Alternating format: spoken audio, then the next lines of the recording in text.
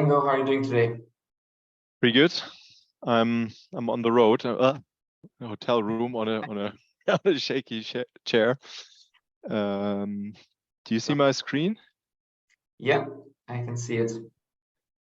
Did you notice we have a new layout? I did notice it, yes. It's very different from the previous one, but very good and fresh look, I think. Let us know in the chat or by email if you agree. Previously, obviously, we had a bit more color, but we hope that this fresh new look will be appreciated by our prospects and clients as well. We have an interesting topic today. Just while we're waiting for people to kind of drop in here, I'll lay out a little bit the context of this webinar and kind of the discussions that we had around it. Pricing and revenue management strategy for 2023. It's a bit of a kind of look back on 2022 as well as a look forward on 2023 and kind of how the narratives are shifting now in pricing and revenue management, which means also the priorities are shifting, largely driven by macroeconomic challenges. I think we'll see that when Ingo you speak about it, but this really touches upon a lot of the conversations that we've been having with our clients in the past weeks and months. So I think quite an interesting one for everyone who wants to kind of take a macro look, also look at it, kind of how that connects to your work in pricing and revenue management.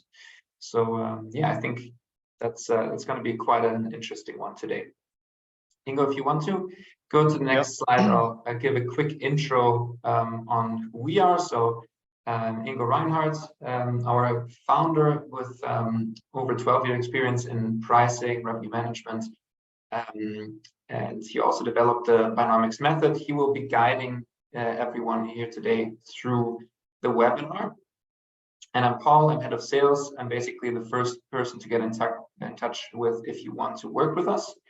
And I will be also moderating today. So if you have any questions, please use the chat in the toolbar or the Q&A. And I'll be happy to respond and collect questions for Ingo to answer at the end. So yeah, don't hesitate to get up your questions. It's always good to have a lively conversation. And I'll be happy to either answer them live myself or bring them to Ingo. And yeah, a quick word about Binomics. Binomics is a software tool for top-line optimization, basically. So pricing, revenue management. We're working in a variety of different industries like consumer goods, telecom, software. And yeah, we basically have 4 things that we think set us apart. If you want to know more about these things, let me know. Book a demo with us on our website, and we'll be happy to tell you more. But with no further ado, I'll hand over to Ingo, and I'll be available in the chat for any questions. And I'll see you guys at the end of the session for the Q&A.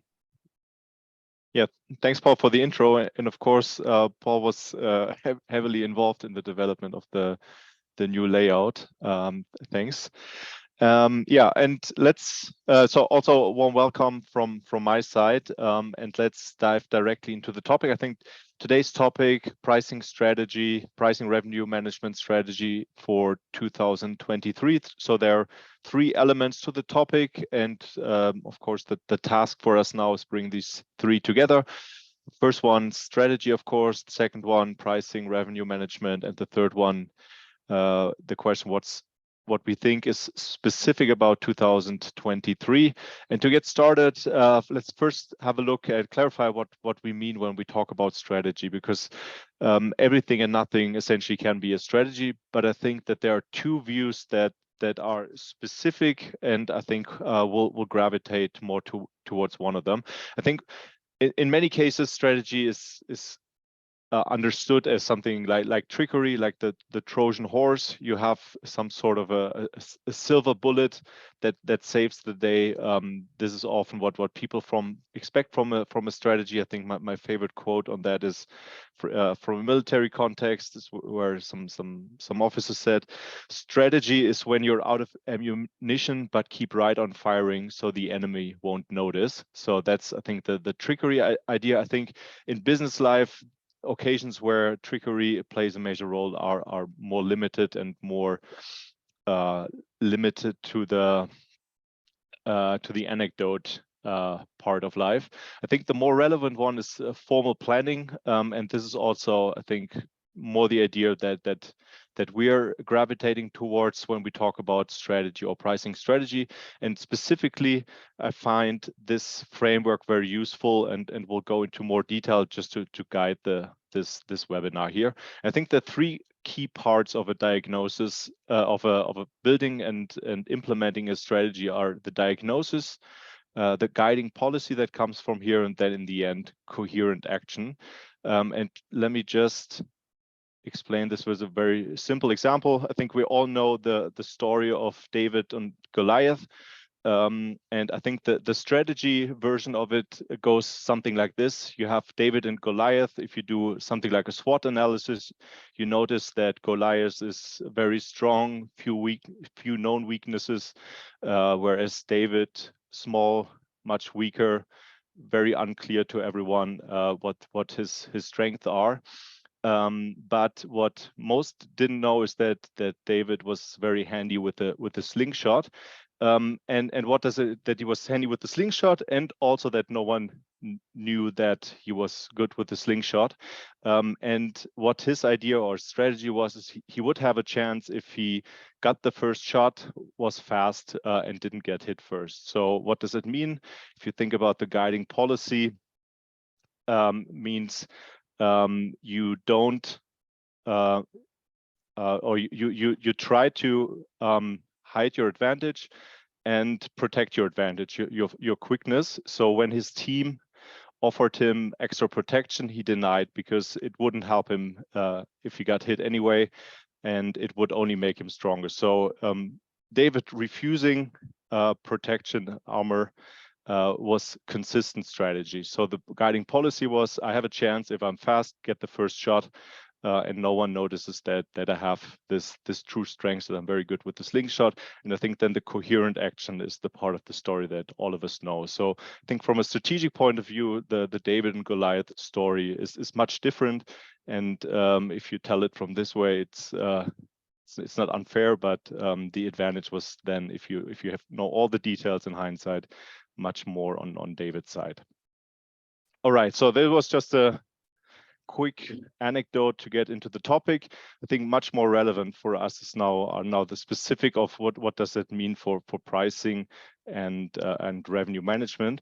And I think we'll just briefly go over the bullets, and then we'll go into this in much more detail. So overall diagnosis, of course, you need to understand what are the overall objectives of the corporation. Are you aiming for profit? Is the company aiming for revenue, market share? What are the objectives overall? And what's the specific situation? For example, we'll go into this. Do we have inflation? Are we expecting recession? All of these things. And then guiding policy, essentially, what are the levers that we have as a company? Can we work with prices? Can we work, if we have a portfolio, with pack sizes, for example? Can we work with promotions? All of these things we have at hand in our revenue management portfolio, so that we have an understanding of what the tools are that we can use. And then in the end, coherent action means applying these tools in a consistent way, having an understanding of what prices optimize profit, if that's what I'm aiming for, or optimize revenue, if that's what I'm aiming for. So this is what this means for us, very roughly. And I think it's a very useful framework to guide the pricing and revenue management strategy for us. All right, so if we dive into the topic, diagnosis, I think we have to start when we think about 2023, what will be the main drivers. And I think and we're happy to discuss this towards the end of the webinar. If you have other things that you find relevant, or you think we're missing something, or you think we're exaggerating something, please let us know. We're happy to discuss here or afterwards.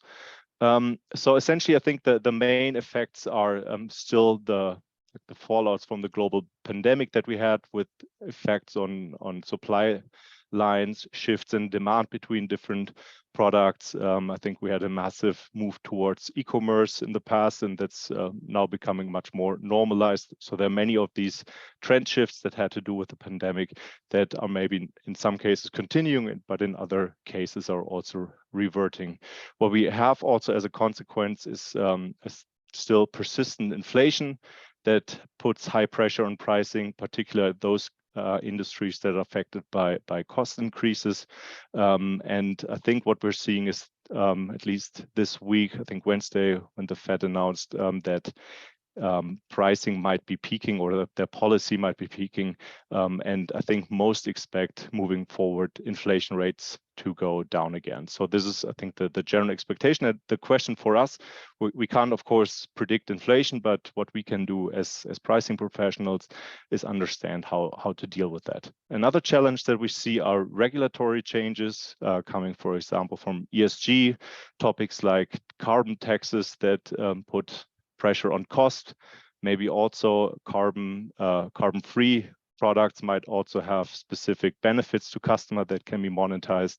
Limitations like HFSS in the UK that regulate products with high fat, salt, and sugar, and put limitations on how products can be sold, promoted, and so on. And of course, as pricing managers, these policy changes can have large effects on how we sell our products, and we need to understand, if we are forced to make changes, how these changes will affect our top and bottom line, and what the best way is to deal with them. Also, of course, we have technological changes, say on an ongoing basis in many industries that produce new products on a continuous basis, but also in the technology that's available for us as pricing professionals, moving more from a paper pencil Excel world to more SaaS solutions, and we'll show in a simple example what that move means for us and what opportunities this brings for pricing professionals. I think the last one, what we're seeing in capital markets, a shift in how companies are valued, something that hit the technology sector heavily over the past months, I would say, is that there is a shift from investors moving from favoring large growth or strong growth companies to more profitability. And this, of course, has a direct link for us as pricing professionals, because the trade-off between profit, market share, sales is at the core of what we do as pricing professionals, as it's really easy to see if we look in the details. So what we what we did here is put all these trends that we described on the previous page in a volume price graph, where we have our demand curve here in the middle, know what our profit is. And I think I must apologize a bit. It says it's simplified, but I don't think it's super simple.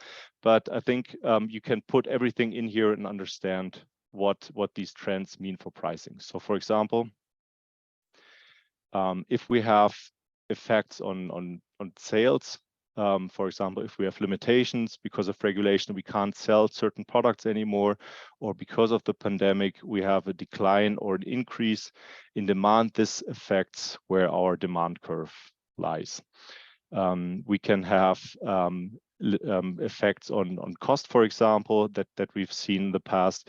This affects how this profit rectangle here, the size of that profit rectangle, of course, of specific interest to all of us. So in this way, you can put all of these trends and understand how they affect essentially the core of what we do, the core relationship between price, demand, and profit. So let's go a bit more deeper in this. And I think also to put a bit more context, and I'm happy to discuss this at the end of the webinar, is what we've seen this year with many of our customers, but also with other people that we speak in the field, is that, and also what Forbes magazine here noticed, is that many companies have used, particularly in industries where in the past there have been few and very limited price changes, have now used the inflation phase to increase prices, maybe in some cases more than was probably appropriate for the situation. So everyone who could essentially got their price changes out. This is what I've heard consistently when talking to companies.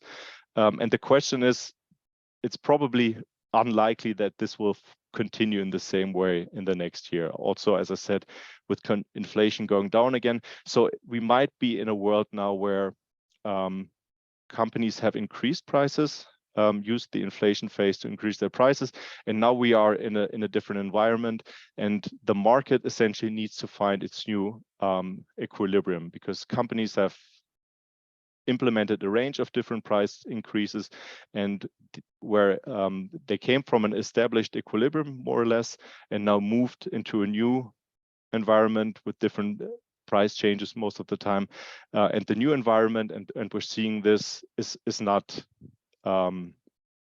optimized as the old one.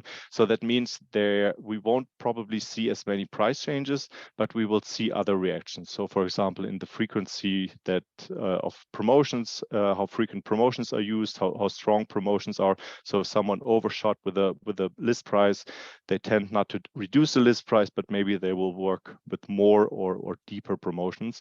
Or you will see that pack architectures will be changing much more frequently than in the past. So essentially what we see, we come from a more established price environment to one that is not as set in stone as the previous one. So we would expect to see much more movement in the next year, not just on price, but all of the other levers that are relevant for pricing. So how to deal with that? And I won't go through all of the details here, but I think it's particularly in the day-to-day work, it's useful to have a framework like this. And I think we also have it on our website ready for download, and we can share the link afterwards for the webinar.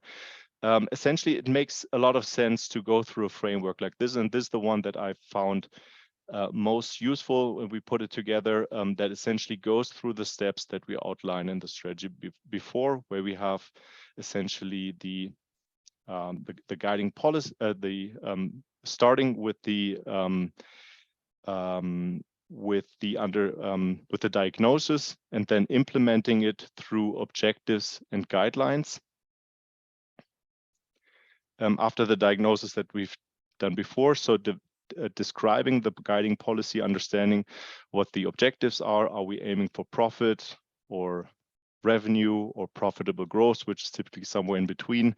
What are the limitations? Can we differentiate, for example, if we're working with different retailers, can we differentiate our pricing or promotions and so on between these retailers, and to what extent can we differentiate prices between countries? For example, in many industries that you don't have to pay too much attention about other countries, but if, for example, you are in the threat of gray markets where you have imports, exports between countries, then you have to, of course, pay much more attention to the inter-country relationships. So all of these objectives are important, and then the question how to implement that, what are the proper guidelines? Are we aiming for profit maximization with certain products? Do we have other aims with certain products in certain categories and so on? So how to define these things in detail, and then from there moving to the implementation, which includes, of course, having the proper processes for price increases, promotion, and so in place, and also making the specific price decisions. Do I increase price? Do I keep my prices? Do I increase them by 5%, 3%, or whatever other percentage? Or will I remove or add a product to my lineup and so on? And of course, this typically needs to be implemented with a certain infrastructure. So to be a bit more specific, let's look at a specific case, in this case with inflation. And it also serves to highlight that it's not that trivial in the end.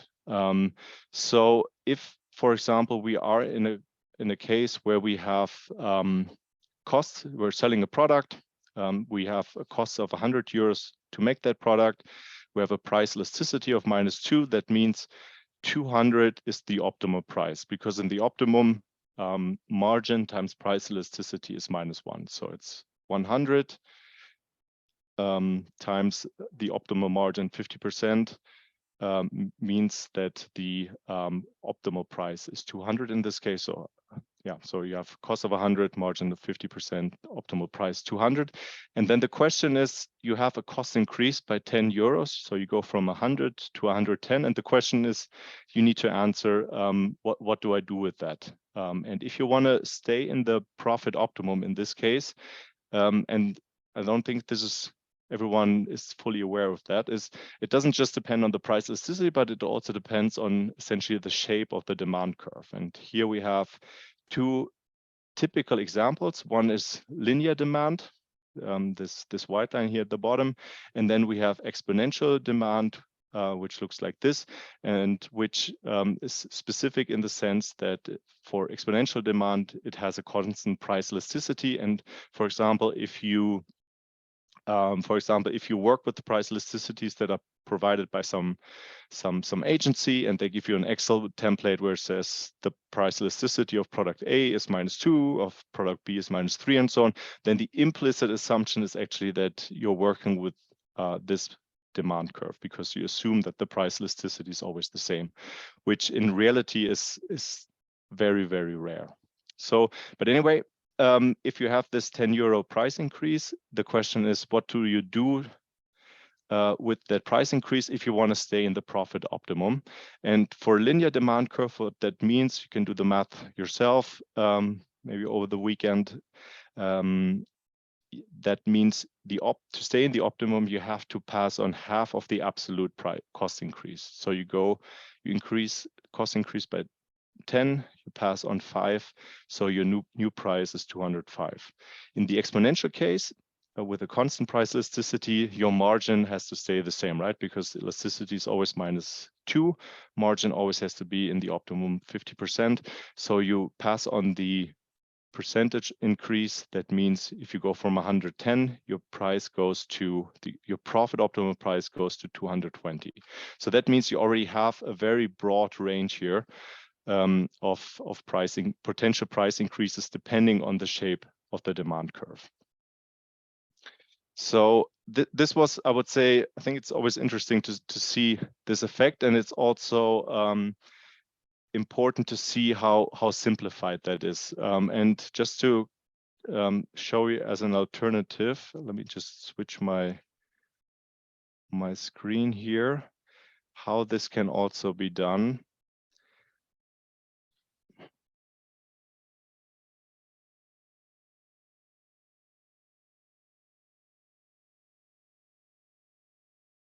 All right, so here's a more detailed example of how to deal with these pricing questions. So this is in our Binomics tool. I won't go into the details. I'll just use it to highlight what I mean. So essentially, what you can do is you have here 4 own products. We're selling different peanuts and in different bag sizes. 1,000 grams, 750, and so on. And we have some competitor products here at the bottom. And you can define essentially all of these properties, attributes of the product, your costs. If you have discounts towards the retail, you can enter all of these details and then essentially show it to what we call virtual customers or virtual shoppers. And this is essentially the technology that we developed. So what we do is, just in one sentence, we take real data, sales data, survey data, everything that's available, and turn it into these virtual shoppers by extracting their preferences, by looking what they would buy in different scenarios. And this allows us to extract the preferences and use that to understand how they would react to price changes, for example. So what I can do here is I can change the price of one product. This one here increased by 20 cents. That means I lose some sales, and some of them stay within my own portfolio. Some will go to the competitor, some will drop out totally. And I have a price elasticity. And what I mentioned before is it changes. So if I also increase the price of this, which is the closest alternative, then I see that the elasticity has decreased because the alternative is relatively less attractive as a product, and this allows me to get a much more detailed and realistic understanding of how the market reacts if I have a change in my setup. All right, so this is on the dynamics. Let me just show you if we have different price elasticity, so they can vary very largely depending on where a product is. So you can have very different price elasticities in reality in these cases.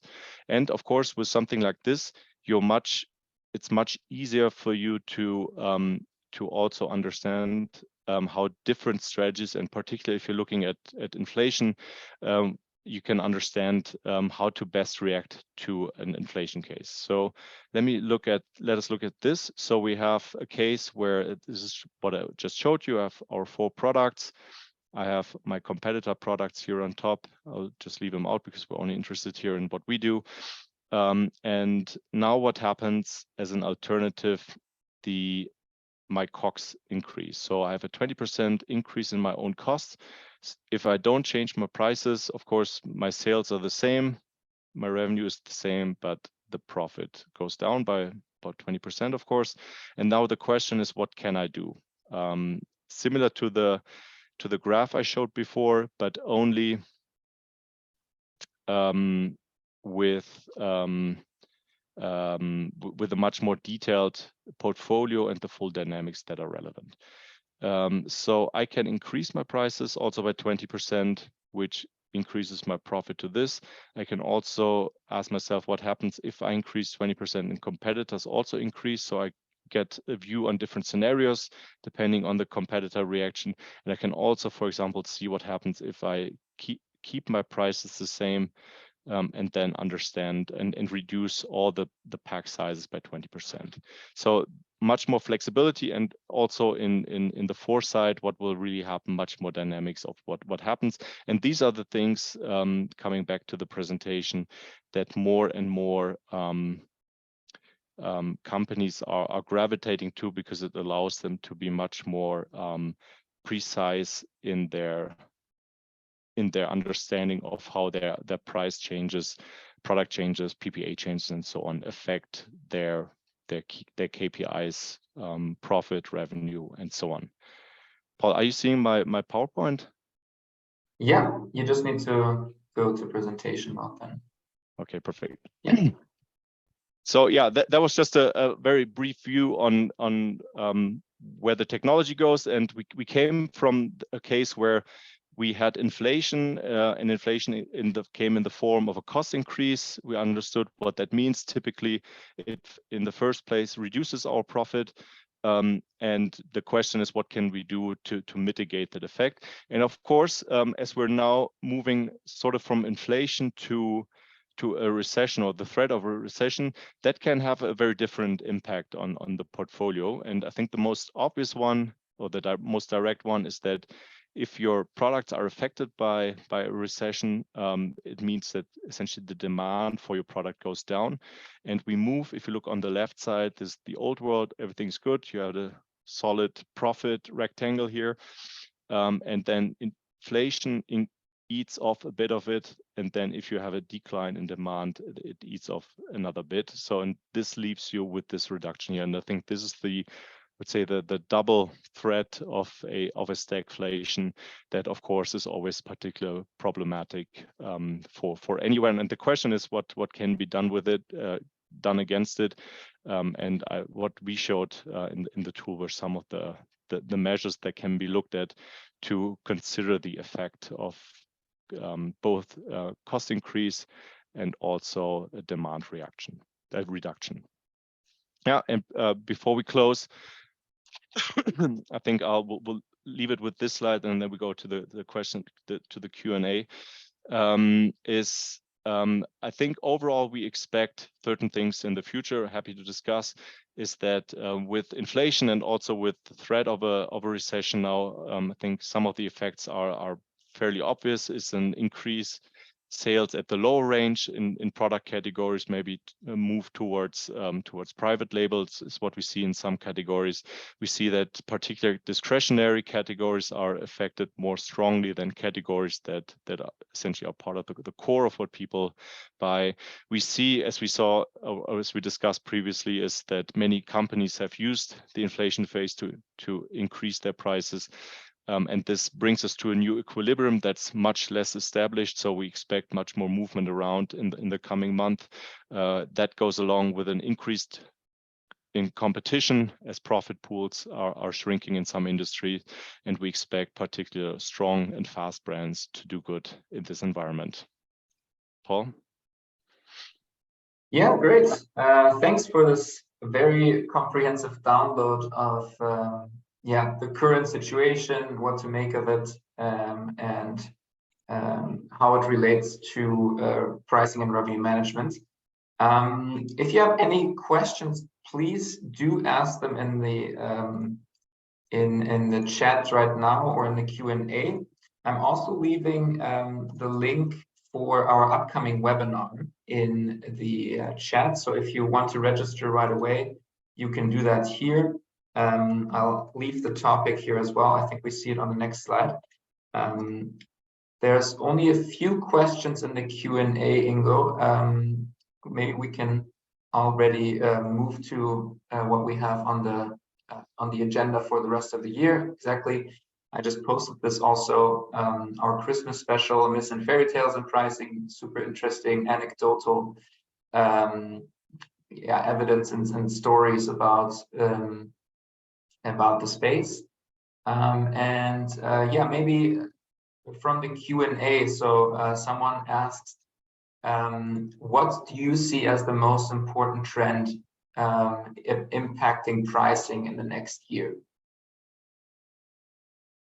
Yeah, I think we had overall the 5 trends that we had on the slide, but I think of that would expect the recession in combination with like finding the new equilibrium, as it might be that, or we're seeing that in some cases companies overshot with their price increase and they now need to find a way to cope with that. And if companies are hesitant to reduce their list prices, they have to do it in another way with more promotions, maybe changes in their lineup and so on. So this is what I would expect to be a dominant theme in the coming month.